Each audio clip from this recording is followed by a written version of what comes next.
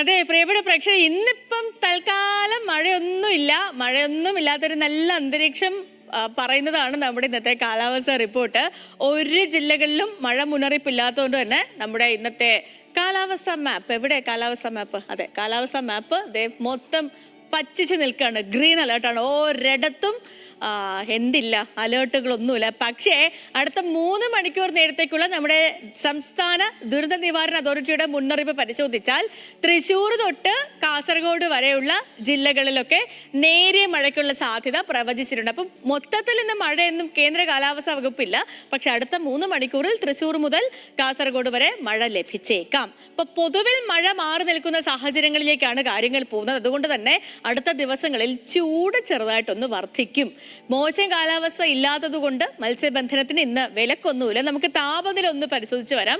തിരുവനന്തപുരത്ത് നിന്ന് തുടങ്ങാം താപനില എങ്ങനെയാണെന്ന്. അപ്പൊ ഇന്ന് തിരുവനന്തപുരത്തെ കൂടിയ താപനിലയായിട്ട് രേഖപ്പെടുത്തിയിരിക്കുന്നത് 31 ഡിഗ്രി സെൽഷ്യസ് ആണ്. 24 ഡിഗ്രി സെൽഷ്യസ് ആണ് കുറഞ്ഞ താപനില. കൊച്ചിയിലേക്ക് വന്നാൽ കൊച്ചിയിൽ 30 ഡിഗ്രി സെൽഷ്യസ് ആണ് കൂടിയ താപനില. 25 ഡിഗ്രി സെൽഷ്യസ് ആണ് കൊച്ചിയിലെ കുറഞ്ഞ താപനില. കോഴിക്കോട്ടേക്ക് വരികയാണെങ്കിൽ 33 ഡിഗ്രി സെൽഷ്യസ് ആണ് കോഴിക്കോട്ടെ കൂടിയ താപനില. 25 ഡിഗ്രി സെൽഷ്യസ് കുറഞ്ഞ താപനിലയായിട്ടും രേഖപ്പെടുത്തിയിട്ടുണ്ട്. ഒപ്പം കണ്ണൂരിലെ 32 ഡിഗ്രി സെൽഷ്യസ് കൂടിയ താപനിലയും അവിടെയും 25 ഡിഗ്രി സെൽഷ്യസ് ആണ് കുറഞ്ഞ താപനില. ഇപ്പം കൂട്ടത്തിൽ നമ്മൾ പരിശോധിച്ചാൽ കോഴിക്കോടാണ് ഇപ്പം നിലവിൽ പകൽ സമയങ്ങളിൽ കൂടുതൽ താപനില രേഖപ്പെടുത്തിയിരിക്കുന്നത് 33 ഡിഗ്രി സെൽഷ്യസ്. തൊട്ട് പിന്നാലെ കണ്ണൂരും ഉണ്ട്. ബാക്കി ഇടങ്ങളിലൊക്കെ ഓക്കെ നമുക്ക് സഹിക്കാം. പക്ഷെ വേറൊരു കാര്യമുണ്ട്, മഴയൊക്കെ പോവാണെന്ന് തോന്നുന്നു. ഇനി ഇന്നും നാളെയൊന്നും അലേർട്ടൊന്നുമില്ല.